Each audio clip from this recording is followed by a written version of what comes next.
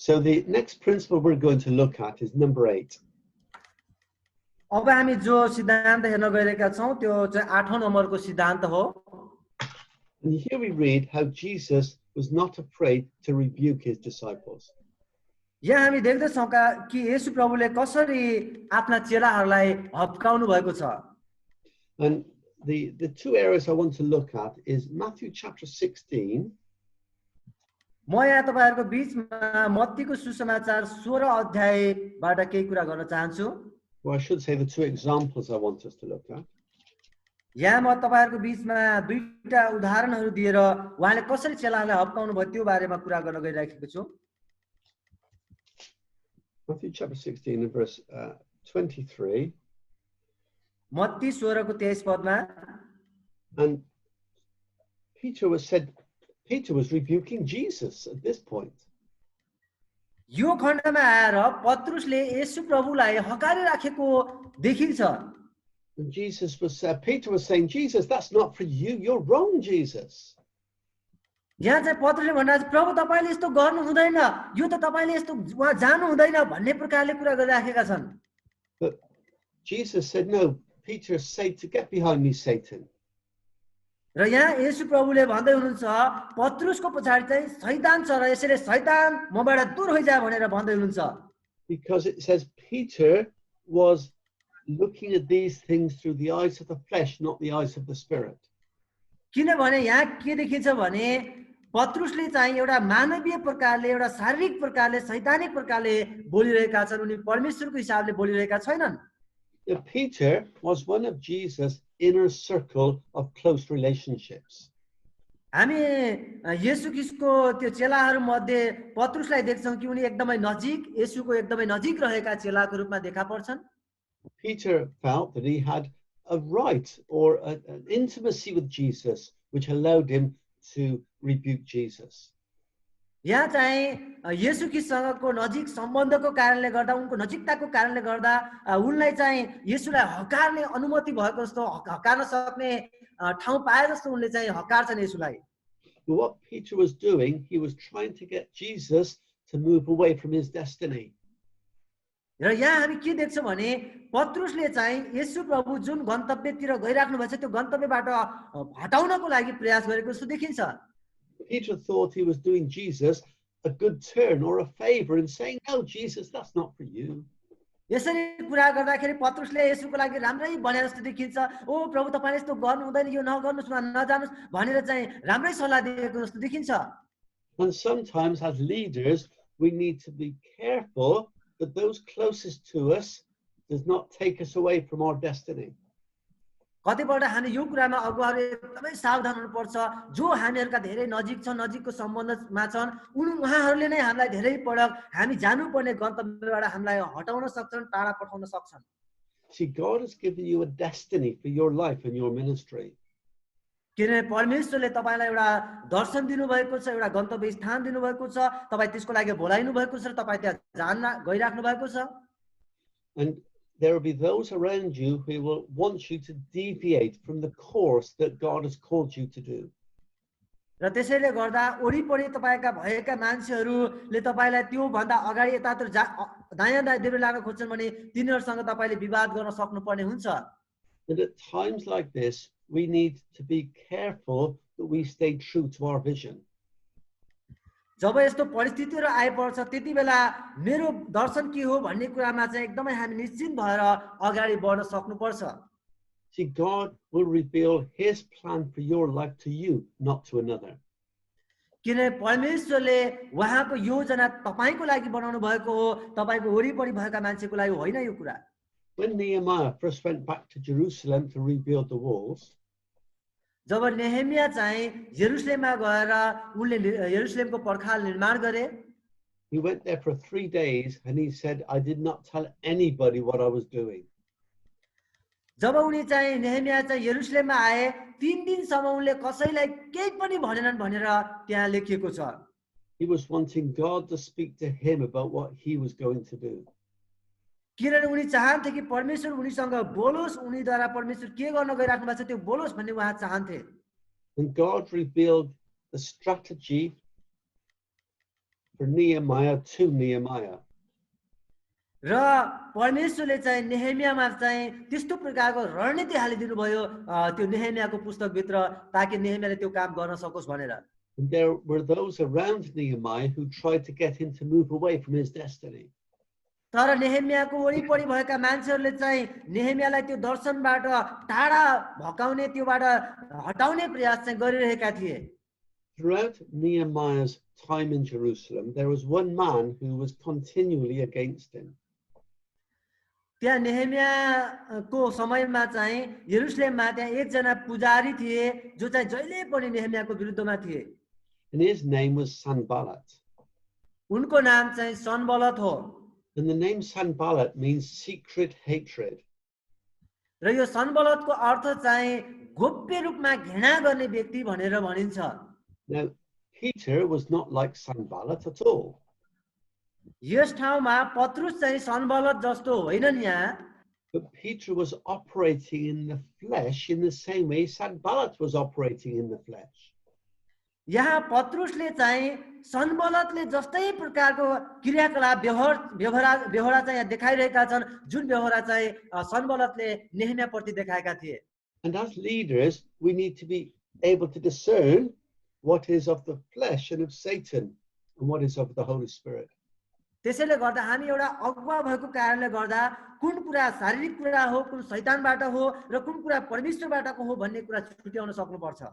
We have to be careful that we do not allow close relationships to cause us to go off our destiny in God. त्यसैले गर्दा हामी अगुवाहरू हाम्रो नजिकको सम्बन्धवाला हाम्रो नजिकैको मान्छे हो भन्दैमा हामी उनीहरूलाई चाहिँ हामीहरूको गन्तव्य स्थान हामीले जानुपर्ने ठाउँबाट हामीलाई यताउता गर्ने अनुमति उहाँहरूलाई दिनु हुँदैन। And sometimes it can be a lonely path when we stay true to our destiny. यसलाई अर्को अर्थमा के भन्न सकिन्छ भने यो चाहिँ हामी जुन गन्तव्यसम्म पुग्नु पर्ने त्यो गन्तव्यसम्म पुग्ने कुराको सत्यतामा हामी टिकिरहनु पर्छ, खडा रहनु पर्छ। And Jesus was questioned by one of those who were closest to him. किनभने येशू प्रभु पनि उहाँकै चेलाहरू मध्ये जो सबभन्दा नजिक थियो त्यसैबाट यस्तो प्रश्न उहाँलाई सोधिएको थियो। And you might think, well, if anybody had a privilege to rebuke Jesus, it would be Peter. यदि हामी देख्छौं भने त्यहाँ कसैले येशूलाई हकार्न सक्थ्यो, हप्काउन सक्थ्यो भने त्यो चाहिँ पत्रुस नै थियो, अरु कोही थिएन त्यहाँ। So I want to encourage you to stay true to your destiny without counting the cost of those around you. त्यसैले गर्दा म तपाईलाई के उत्साह दिन चाहन्छु भने तपाईले आफ्नो गन्तव्य स्थानको लागि हरेक प्रकारको मूल्य चुकाउनको लागि तयार रहनुहोस्, तपाईले वरिपरिका मान्छेलाई वास्ता नगर्नुहोस्। So do not be afraid to rebuke when those around you are working in the flesh, not in the spirit. तपाईले चाहिँ अरु मान्छेलाई चाहिँ त्यतिकै नहकार्नुहोस्। यहाँ येशूले चाहिँ जब उनको दर्शनमा टाढा लान खोज्दाखेरि हकार्नु भएको छ। And looking at the life again of Nehemiah, यदि हामी नेहेमियाको जीवनलाई फेरि हेर्ने हो भने Nehemiah at this point in the story had rebuilt the walls of Jerusalem. हामी यो नेहेमियाको पत्रमा देख्छौं कि उनले चाहिँ यरुशलेमको पर्खाललाई पुरा निर्माण गर्नुभयो। And Sanballat came to him again and pretended to be his friend. र पछि फेरि त्यो पर्खाल निर्माण भइसकेपछि सनबलत चाहिँ एउटा साथी जस्तै नेहेमियाको साथी जस्तै भएर एउटा नक्कल गर्दै उनको नजिकमा आउँछन्। And he said, Sanballat said, Nehemiah, you've done a good job. Let's meet in the plains of Ono and be friends. र त्यसपछि सनबलतले भन्छन् हामी अब साथी जस्तै हौ, आउनुस् त्यो ठाउँमा एक ठाउँमा एकान्त ठाउँमा हामी भेटौं, कुराकानी गरौं, छलफल गरौं भनेर भन्छन्। But again, Sanballat's name means secret hatred. हामी यो कुरा कहिल्यै बिर्सिनु हुँदैन। सनबलत नामको अर्थ चाहिँ एउटा गोप्य रूपले घृणा गर्ने व्यक्ति हो त्यो। And the words plains of Ono, where Sanballat wanted to reach Nehemiah, means in my own strength. अर्थात नेहेमियालाई उनले त्यहाँ त्यो ठाउँमा बोलाइराख्नु भएको अर्थ के थियो भने उनले आफ्नो बल आफ्नो क्षमतामा गरेको हो भन्ने कुरा उनले प्रशंसा गर्दै बोलाएका थिए त्यहाँ। See, this spirit of Satan was trying to say to Nehemiah, you've done this yourself, your own ego. He was trying to feed his ego. र यहाँ चाहिँ यो शैतानको बोली हो कि नेहेमियालाई चाहिँ ओ तपाईले गर्नुभयो, तपाईको बल शक्तिले, तपाईको सामर्थ्यले भयो, एक प्रकारको उनमा घमण्ड, एक प्रकारको ईर्ष्या, एक प्रकारको भित्रबाट अहमपना जागोस् भन्ने उहाँले चाहिराखेको थियो। But if Nehemiah had gone to the plains of Ono, that would have moved him away from his destiny of completing the task God had called him to do. किनभने यदि नेहेमिया सनबलतले बोलाएको ठाउँमा जानु भएको भए परमेश्वरले उनलाई जे कामको लागि जुन उद्देश्यको लागि बोलाउनु भएको थियो त्यो कामबाट उनी टाढा भएका हुन्थे र बाहिर गएका हुन्थे। And sometimes those in your church, in your team, will try and say, you're doing a good job. You're a really good man. Why don't we come over here? Or put another way, you've done this yourself. You haven't needed God at all. You're a good man. र कतिचोटि तपाईले सेवा गरिराखेकै तपाईका विश्वासीहरू या अगुवाहरूले आएर तपाईँ र मलाई भन्न सक्छन्, ए यो त सानो काम हो, यो जाबो काम हो, यति त सजिलै प्रकारले भइहाल्छ नि, ल आउनु न गरौँ न, मिलेर गरौँ न, यति जाबो के हुन्छ र भन्ने प्रकारले तपाईँ र मलाई कतिपल्ट छलमा पार्न सक्छन् त्यस्तो कुराले। But you need to be able to rebuke such people and say, get thee behind me, Satan.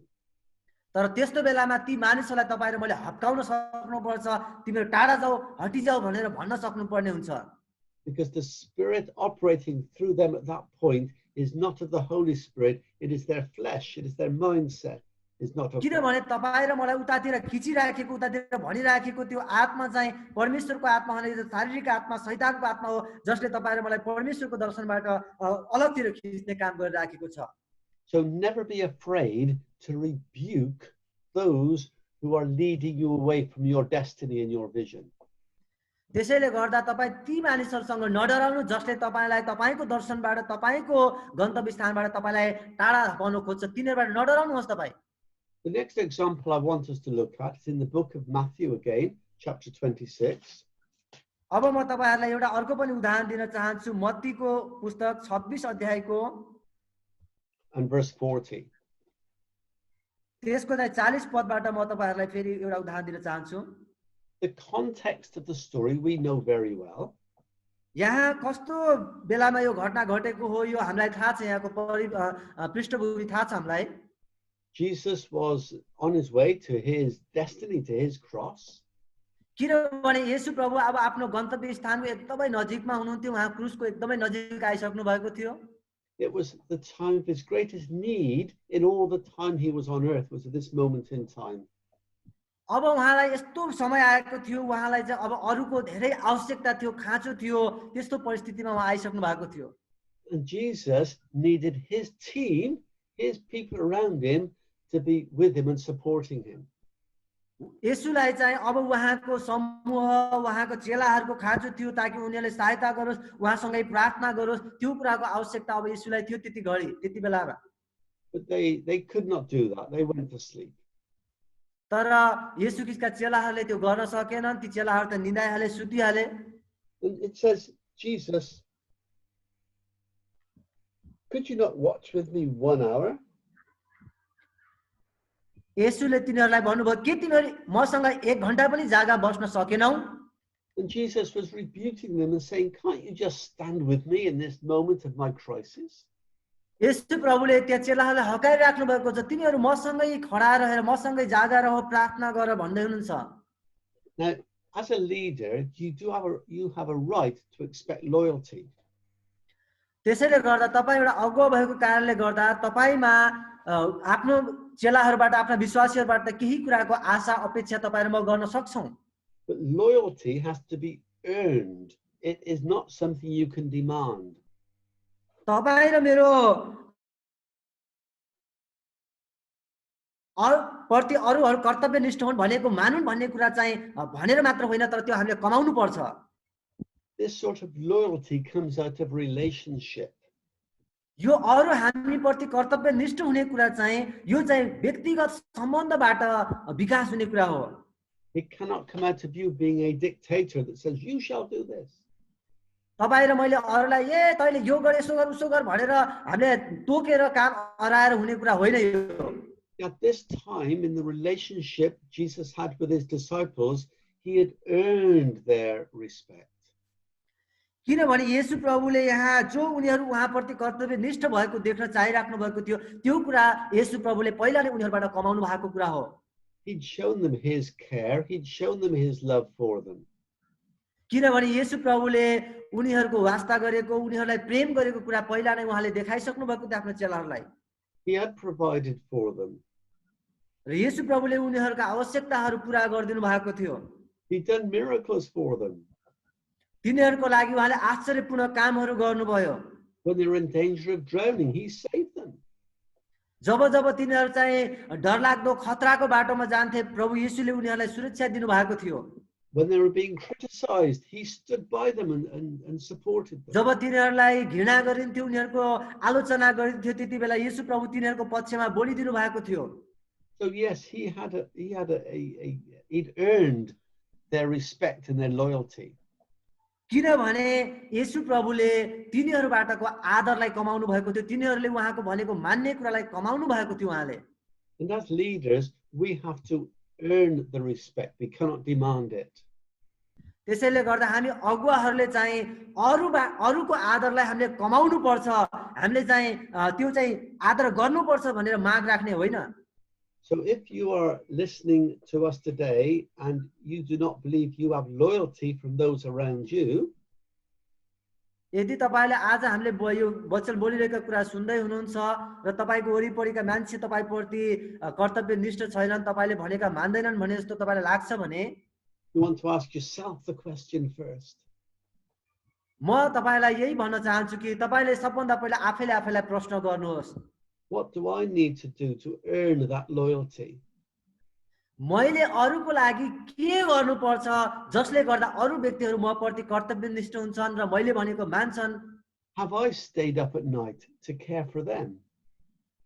के म तिनीहरूको वास्ता तिनीहरूको फिक्री गरेर म बसिराखेको छु? I was in a church on one occasion many years ago. म एउटा मण्डलीमा केही वर्ष अगाडि And God showed me that I was to spend time praying over every family in the church that God would protect them and bless them. र मैले त्यहाँ त्यस्तो अवसर पाए, मौका पाए कि त्यहाँ प्रार्थना मैले धेरै समय बिताए ताकि परमेश्वरले त्यो मण्डलीलाई सुरक्षा दिनु भएको होस् भनेर। These were people who were criticizing me. तर म तिनीहरूको लागि प्रार्थना गरिरहेको थिएँ जुन व्यक्तिहरूले चाहिँ मेरो वाद विवाद मेरो आलोचना गर्ने काम गर्थे तिनीहरूले। But God called me to turn their cursing into blessing on them. तर परमेश्वरले मलाई चाहिँ त्यो उनीहरूको घृणा उनीहरूको निन्दालाई चाहिँ उनीहरूलाई आशीर्वाद माग्ने उनीहरूलाई आशीष माग्दिने कुराको लागि उहाँले मलाई अगुवाई गर्नुभयो। So we need to be careful that we are blessing people and that we are behaving as Jesus behaved, and then we can expect loyalty in return. जब हामी अरू मानिसहरूसँग येशूले जसरी आफ्नो चेलाहरूसँग व्यवहार गर्नुभयो त्यस्तै व्यवहार हामी देखाउँछौँ, उनीहरूको हामी वास्ता गर्छौँ, उनीहरूलाई प्रेम गर्छौँ भने हामी उनीहरूबाट चाहिँ उनीहरू हामीप्रति कर्तव्यनिष्ठ होस्, हाम्रो आज्ञा मानोस् भन्ने कुराको आशा गर्न सक्छौँ हामी। The next thing I want us to look at is principle number 9. अब म तपाईहरुलाई 9 नम्बरको सिद्धान्त तिर लगिरहेको छु। 9 सिद्धान्तमा चाहिँ And we read here that Jesus stretching them and making them. यहाँ हामी हेर्छौँ कि येशू प्रभुले चाहिँ 9 सिद्धान्तमा आफ्ना चेलाहरूलाई तन्काउने उनीहरूलाई फैलाउने काम गर्नु भएको छ। We have a couple of examples to look at. हामी यहाँ केही उदाहरणहरूलाई हेर्दै हामी यो कुरालाई हेर्ने छौँ। The first example is in the Gospel of Mark in chapter 6.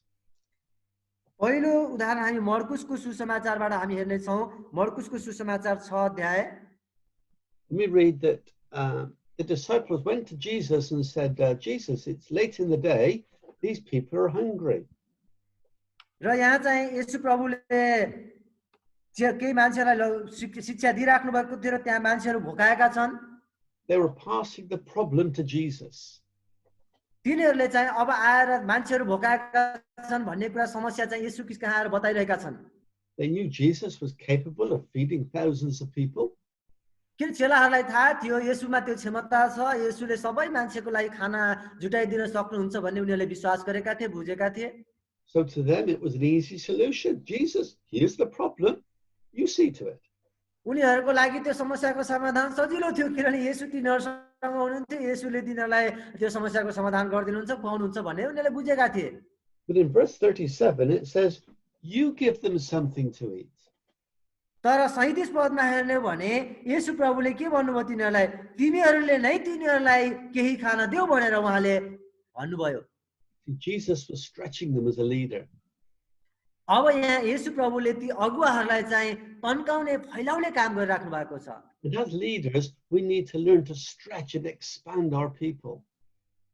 र हामी एउटा अगुवा भएको कारणले गर्दा हाम्रा मान्छेहरू तन्केको होस् फैलेको होस् बढेको होस् भन्ने चाहना राख्नुपर्छ Jesus could have stepped in and solved their problem. येशू प्रभु आफै त्यहाँ अगाडि गएर त्यो समस्याको समाधान उहाँले तुरुन्तै गर्न सक्नुहुन्थ्यो त्यति बेला But he said, no, you do it. तर येशूले के भन्नुभयो तिमीहरूले नै यो गर पहिला And there are times as a leader that we have to not take responsibility for ourselves, on ourselves for everything, but delegate and say, you do it, you do this.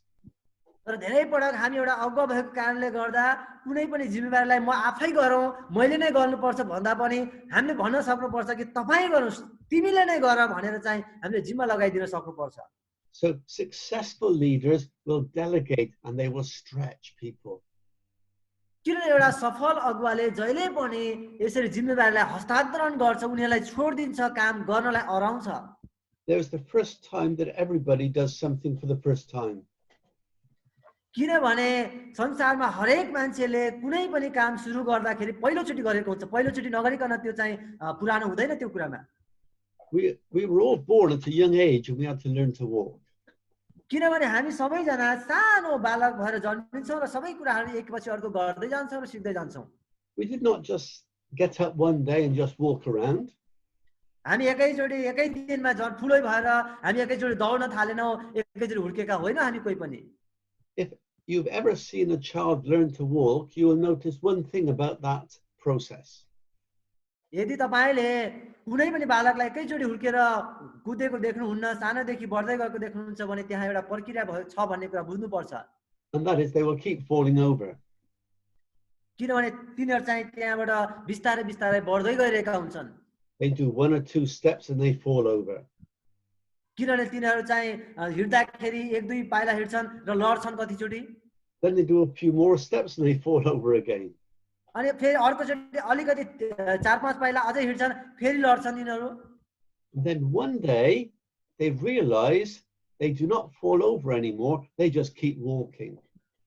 तर अब त्यसो गर्दै जाँदा एउटा यस्तो दिन आउँछ उनीहरू अब हिँड्दाखेरि लड्दैनन् तर तिनीहरू चाहिँ हिँड्न सक्छन् राम्रो प्रकारले हिँड्न सक्ने हुन्छन् Now would you say to a child who'd fallen over 4 times, don't worry about walking again, you spend the rest of your life sat in a chair, don't worry about यदि एक walking. दुई पटक तपाईको बच्चा लड्यो भन्दैमा अब भयो तैले अब हिँड्नु पर्दैन अब बसिरा कहिले पनि हिँड्न नदिएर बसाली राख्नुहुन्छ हिँड्नै दिनुहुन्न भने के होला Of course you would not do that. तिमीले यो काम गर्नु पर्दैन अब हिँड्नु पर्दैन भन्नुहुन्छ भने के होला You tell them to keep stretching themselves and keep trying. तर हामी त्यस्तो गर्दैनौँ उनीहरूलाई फेरि गरोस् घरिघरि प्रयास गर्न लगाउँछौँ हामी उनीहरूलाई And as leaders, we need to recognize that people will fall over when we stretch them. यो कुरा एउटा अगुवा भएको कारणले गर्दा हामी यो कुरा बुझ्नुपर्छ जब हामी मानिसहरूलाई कुनै जिम्मा दिएर काम गर्न लगाउँछौँ उनीहरू कतिपल्ट असफल हुन्छन् कतिपल्ट काम बिगार्ने पनि गर्छन् तिनीहरू We must encourage them to get up again and try again and again and again. तर हामी एउटा अगुवा भएको कारणले गर्दा उनीहरूलाई घरि त्यो कुरा दोहोर्याउन गर्नको लागि हामीले चाहिँ उनीहरूलाई उत्साह दिनुपर्छ And then one day they will realize that they can do it themselves. तर एउटा यस्तो दिन आउनेछ जब तिनीहरू ती सबै कामलाई राम्रो प्रकारले निर्धक्क प्रकारले गर्न सक्नेछन् I am told that when an eagle builds its nest for its little eaglets, it's very comfortable. Excuse me? Yeah. When the eagle, mother eagle builds a nest for its little baby eagles to sleep in. र म तपाईलाई एउटा उदाहरण दिन चाहन्छु जब एउटा चील जब माथि उड्छ आफ्नो बच्चालाई उडाउन सिकाउँछ And it's very comfortable. र ऊ चाहिँ एकदमै आरामदायी प्रकारले उड्छ। And every day the mother eagle brings food for the little eagles to eat. तर अर्को दिन जब उसले चाहिँ त्यो खाना चाहिँ आफ्नो अर्को बच्चाको लागि लगिराखेको हुन्छ, And then one day the mother eagle comes along and kicks the eagles out of the nest, and they just fall like that. र अर्को एउटा समय आउँछ जब बच्चाहरूले चाहिँ आमालाई चाहिँ चारो खुवाउने काम चाहिँ गर्छन्। The eagle is stretching the baby eagles to learn to fly. किनभने त्यो चिलले चाहिँ आफ्ना बच्चाहरूलाई चाहिँ उसले चाहिँ उड्नको लागि सिकाएको हुन्छ। This baby eagle is going down to earth like that. अब त्यो बच्चा चिलहरू पनि एकदमै तलसम्म मजाले उडेर जान सक्छन्। But the mother eagle comes in underneath and lifts the little baby eagle on her wings and lifts him up again. र जब बच्चा हुँदाखेरि बच्चा चाहिँ तल भुइँमा नलडोस् भनेर ठुलो माउ चिल चाहिँ तलबाट आएर झर्नुभन्दा अगाडि नै उनीहरूलाई उठाएर माथि लैजान्छ। And this happens several times until the baby eagle realizes it can fly as well. जबसम्म त्यो बच्चा चिलले आफै उड्न सक्दैन तबसम्म माउ चिलले चाहिँ यसरी घरिघरि उड्न सिकाउँछ र तल झर्नुभन्दा अगाडि उठाएर माथि लैजान्छ। And in your churches, you've got baby eagles who need to learn to fly. सायद तपाईको मण्डलीमा त्यस्ता बच्चा चिल जस्तै मान्छेहरू होलान् जसलाई चाहिँ उड्नको लागि सिक्न आवश्यक छ। तपाईलाई सिकाउनु पर्छ तिनीहरूलाई। There is potential inside the people in your church, and they need to learn to be stretched. तपाईको मण्डली भित्रबाट एकदमै त्यो खुबी र क्षमता भएका मान्छेहरू होलान् र मौका दिएपछि तिनीहरूले गर्न सक्ने पनि छन् होला। तिनीहरूलाई तपाईले मौका दिन आवश्यक छ। The next thing I want us to look at is Mark chapter 6 and verse 7. अब मर्कुस 6 अध्यायको म तपाईहरुलाई केही कुराहरु भन्न चाहन्छु। मर्कुस 6 को 7 बाट। And in many ways, this is similar to our next example that we're going to look at. But Mark chapter 6 and verse 7. मर्कुस 6 को 7 पदलाई We read that Jesus, he delegated responsibility. यहाँ हामी देख्छौं कि येशू प्रभुले केही जिम्मेवारीहरू हस्तान्तरण गर्नुभएको छ। So Jesus sent out the disciples, which was like multiplying himself. चेलाहरूलाई चाहिँ उनीहरू गुणात्मक रूपले बढोस् भनेर उहाँले चाहिँ जिम्मेवारीहरू हस्तान्तरण गर्नुभएको कुरा हामी यहाँ देख्छौं। He sent them out 2 by 2 and gave them power over unclean spirits. र येशू प्रभुले दुई जना गरेर तिनीहरूलाई चाहिँ सुसमाचार प्रचार गर्नको लागि पठाउनु भयो। But they'd seen Jesus deal with unclean spirits, but now they had to do it themselves. र उनीहरूले चाहिँ येशू प्रभुले त्यो काम गरेको दुष्ट आत्मालाई निकालेको देखेका थिए र त्यो काम अब तिनीहरू गर्न गइराखेका थिए। No, I'm a businessman. अर्को उदाहरण, And so and I have a successful business. मसँग एउटा सफल व्यवसाय छ, म बिजनेस गर्छु। There was a time when I did everything myself. र एउटा यस्तो समय थियो सुरुमा म सबै काम म आफै एक्लै गर्ने गर्थे।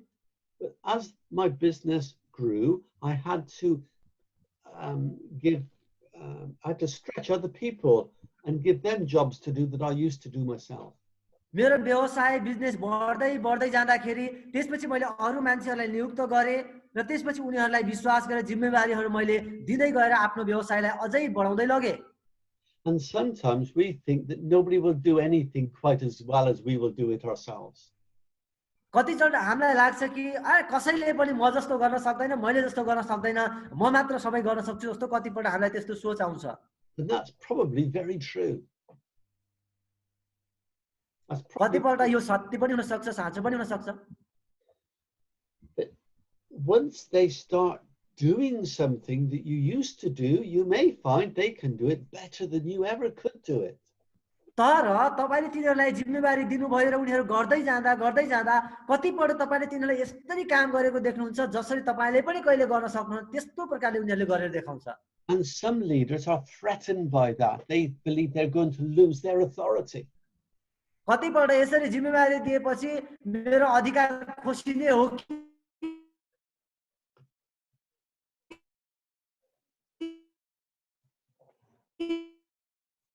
भनेर अगुवाहरू डराइराखेका पनि हुन्छन्।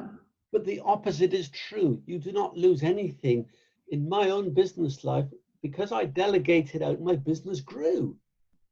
तर यो कुरा चाहिँ गलत हो, किनभने साँचो कुरा के हो भने मैले जसरी अरूलाई जिम्मेवारीहरू दिँदै गए मेरो व्यवसाय त बिजनेस त झन्झन बढ्दै पो गयो, माथि उठ्दै गयो। In Jesus' ministry, it grew because he was willing to stretch those around him and send his disciples out. येशू ख्रीष्टले गर्नुभएको सेवाकाई यस कारणले पनि वृद्धि हुँदै गयो किनभने उहाँले जिम्मेवारीहरू दिनुभयो, जिम्मेवारीहरू दिएर मान्छेहरूलाई तन्काउने फैलाउने काम उहाँले गर्नुभयो। And Jesus led by example. येशू प्रभु चाहिँ उदाहरणद्वारा उहाँले चाहिँ चेलाहरूलाई सिकाउनु भयो। He showed that he could do this himself, and then he said, "Now you do it." किनभने येशू प्रभुले पहिला आफूले गरेर देखाउनु भयो, त्यसपछि ल अब जाऊ तिमीहरूले यो गर भनेर उहाँले जिम्मा दिनुभयो। And the third area where we see how Jesus stretched his disciples is in the Gospel of Matthew. अर्को कुरा हामी येशू ख्रीष्टले चेलाहरूलाई तन्काउनु भएको कुरा चाहिँ मत्तीको सुसमाचारमा हामी अर्को देख्छौं। Chapter 14 and verse 27 and 28. यहाँ चाहिँ 14 अध्यायको 27 र 28 पदमा The context of this story is the disciples on the Sea of Galilee, and a storm came, and Jesus walked to them on the water. यहाँ चाहिँ यस्तो घटना छ, येशू ख्रीष्टका चेलाहरू समुद्र यात्रा गरिरहेका थिए, त्यहाँ एउटा ठुलो प्रकारको आँधी हुरी बतास चलेको छ त्यहाँ। Jesus said, "Lord, if it's you, I want to come to you." र त्यहाँ येशू चाहिँ पानीमाथि हिँड्दै आउनुहुन्छ र पत्रुसले येशूलाई देखेर भन्छन् कि यदि प्रभु तपाईँ नै हुनुहुन्छ भने म तपाईसँगै पानीमा आउन चाहन्छु भनेर भन्छन्। And Jesus said, "Come." र येशूले भन्नुभयो आऊ भनेर। And Peter then walked on the water. र त्यसपछि हामी पत्रुस चाहिँ पानीमाथि हिँड्नु भयो त्यसपछि। And sometimes we want those around us to walk and live in faith. कतिपल्ट हामी देख्छौं कि हाम्रो वरिपरि हाम्रा मान्छेहरू चाहिँ विश्वासमा हिँड्छन्। So there are many lessons we can learn from this story. हामी यो घटनाबाट धेरै शिक्षाहरू सिक्न सक्छौं। But the one lesson I want us to concentrate on is this one lesson only. म यो भित्र एउटा शिक्षालाई चाहिँ विशेष प्रकारले तपाईहरुको बीचमा राख्न चाहन्छु। Jesus had to walk on the water first before Peter said, "I want to do what you do." पत्रुस पानीमाथि हिँड्नु भन्दा अगाडि येशू प्रभु आफैले पानीमाथि हिँडेर देखाउनु भयो त्यहाँ। And if you want those in your church to be people of faith who will walk on the water of faith, you have to do it first. त्यसैले गर्दा यदि तपाई र मैले अगुवाई गरेका विश्वासीहरू विश्वासमा हिँडेको तपाई र म देख्न चाहन्छु भने पहिला तपाई र म आफै नै विश्वासमा हिँडेको हुनु पर्दछ। So we need to be people of faith who will not be afraid to take a risk and get on the water. हामी चाहिँ विश्वासमा हिँड्ने मानिसहरू हुनुपर्छ। हामी विश्वासको कदम चाल्दाखेरि डराएर तर्सिएर होइन, तर हामी चुनौतीहरू लिएर हामी चाहिँ अगाडि बढ्न तयार हुनुपर्छ।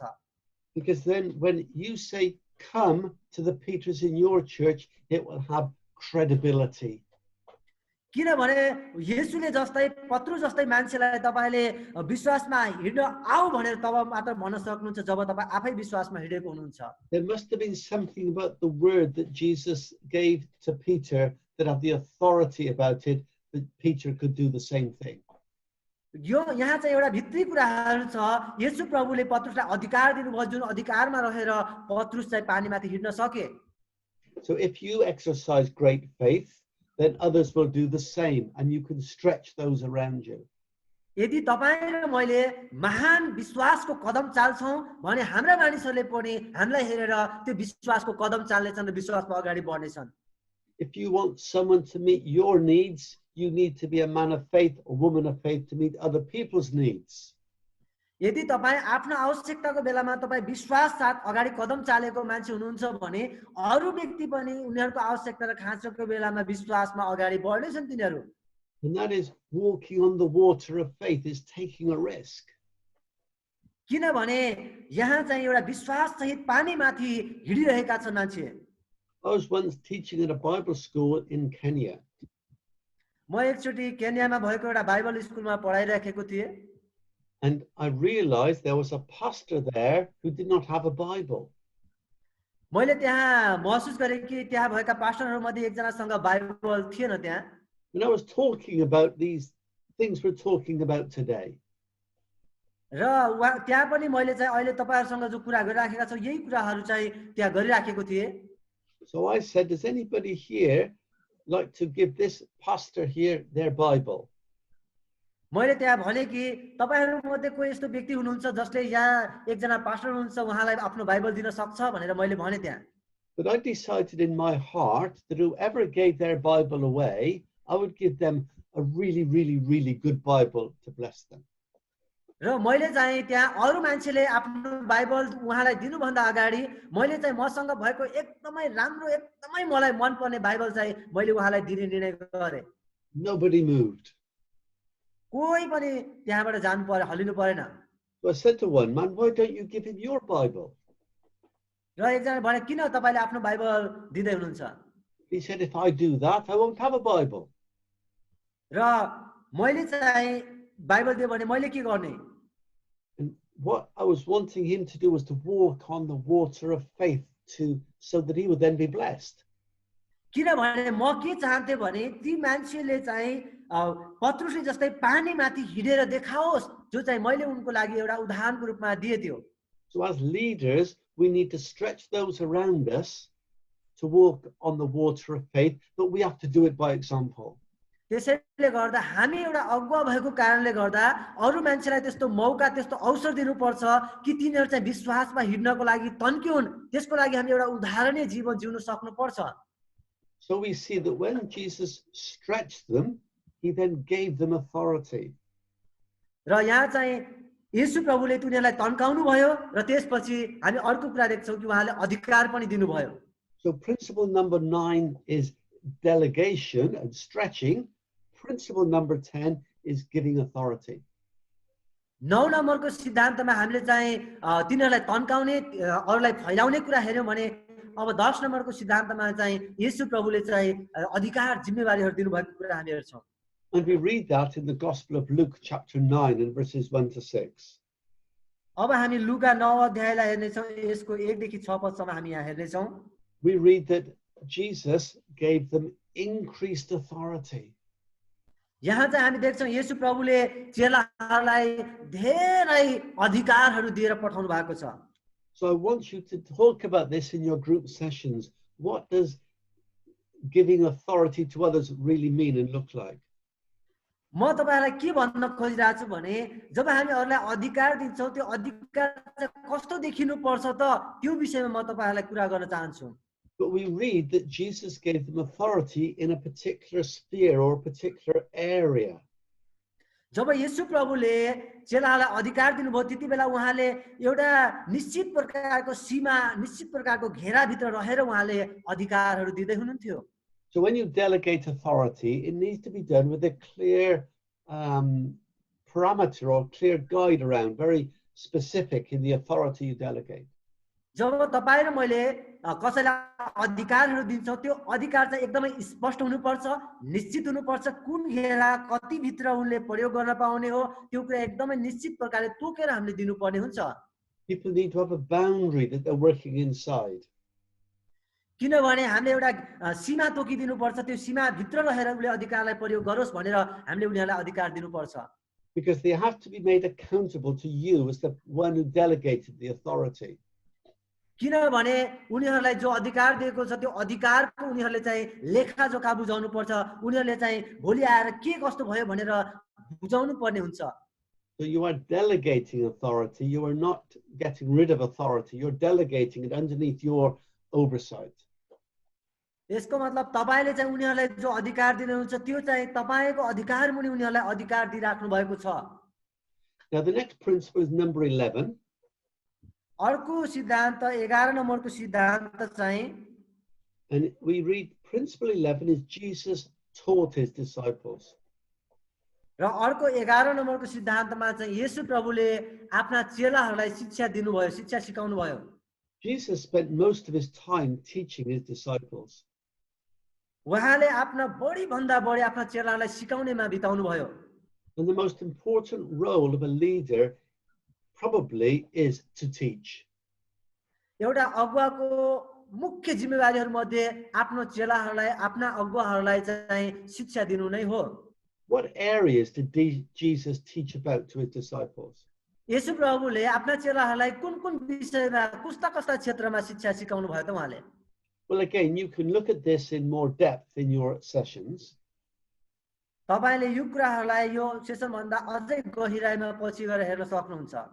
In Matthew chapter 5, Jesus taught about lifestyle.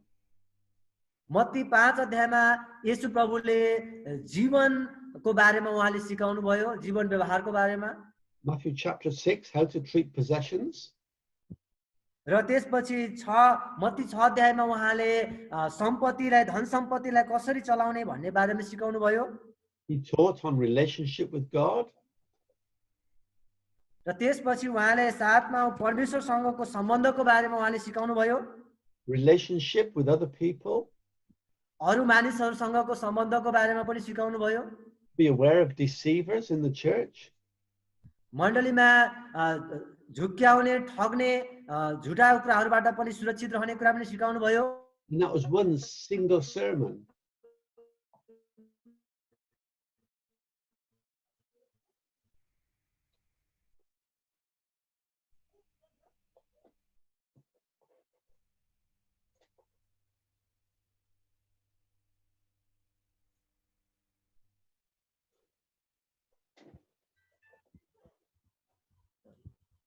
And that was all in one sermon. यो चाहिँ उहाँले सिकाउनु भएको एउटै शिक्षा हो यो। Finally, the 12th principle is a leader needs wisdom. अब 12औं नम्बरको सिद्धान्त चाहिँ एउटा अगुवामा चाहिँ बुद्धि हुन आवश्यक छ। And in the Gospel of John chapter 7, यदि हामी यूहन्नाको सुसमाचार 7 अध्यायलाई जब हेर्छौं भने we read how Jesus showed much wisdom. यहाँ चाहिँ येशू प्रभुले चाहिँ आफ्नो उहाँले बुद्धिलाई देखाउनु भएको कुरा हामी त्यहाँ देख्छौं। But what we will do, we will close now. अब अहिले हामी यहाँ चाहिँ यही रोक्ने छौं के कुरा गर्न गइरहेका छौं भने And we will do this final principle in our conclusion in the next session. अर्को कक्षामा हामी चाहिँ यसको सारांशमा सबै निष्कर्षमा हामी यसको बारेमा हामी अर्को कक्षामा कुरा गर्ने छौं। So I'm just going to ask Deepak if he will now come and close for us in a word of prayer. अब हाम्रो बीचमा दीपक आउँदै हुनुहुन्छ, उहाँले चाहिँ यो कक्षाको अन्त्य गर्नुहुन्छ र सारांशमा उहाँले केही कुरा गर्नुहुनेछ। Thank you, Ken and Kishan Pastor. धन्यवाद छ। हामी हजुरले अवश्य पनि यहाँबाट धेरै कुराहरू सिक्नु भयो होला भन्ने हामी आशा गर्दछौँ। एउटा असल उदाहरणको बारेमा हामीले अगुवापनको बारेमा असल ख्रिस असल उदाहरण हुनुहुन्छ भन्ने कुरा हामीले सिकेका छौँ। र आउनुहोस् हामी प्रार्थना गरेर हामी आजको यो सेसनलाई यही बन्द गर्न चाहन्छौँ। धन्यवाद जीवित परमेश्वर पिता, हामी तपाईलाई धन्यवाद दिन्छौँ। तपाई परम प्रभु हुनुहुन्छ। प्रभु तपाई जब संसारमा आउनुभयो असल अगुवा भएर प्रभु तपाईले आफ्ना चेलाहरूलाई सिकाउनु भयो। प्रभु आज हामीले तीबाट सिक्दै छौँ। परम प्रभु धन्यवाद दिन्छौँ। आज जति कुराहरू सिकेका छौँ परम प्रभु ती कुराहरू हाम्रो जीवनमा प्रभु लागू गर्नलाई हामीले अरूलाई सिकाउनलाई परम प्रभु हामीलाई सहायता गर्नुहोस्। धन्यवाद दिन्छौँ प्रभु हामीलाई सहायता गर्नु भएको लागि। बिन्ती प्रार्थना येशू प्रभुको नाममा। आमेन। Amen. Okay. Amen. Thank you.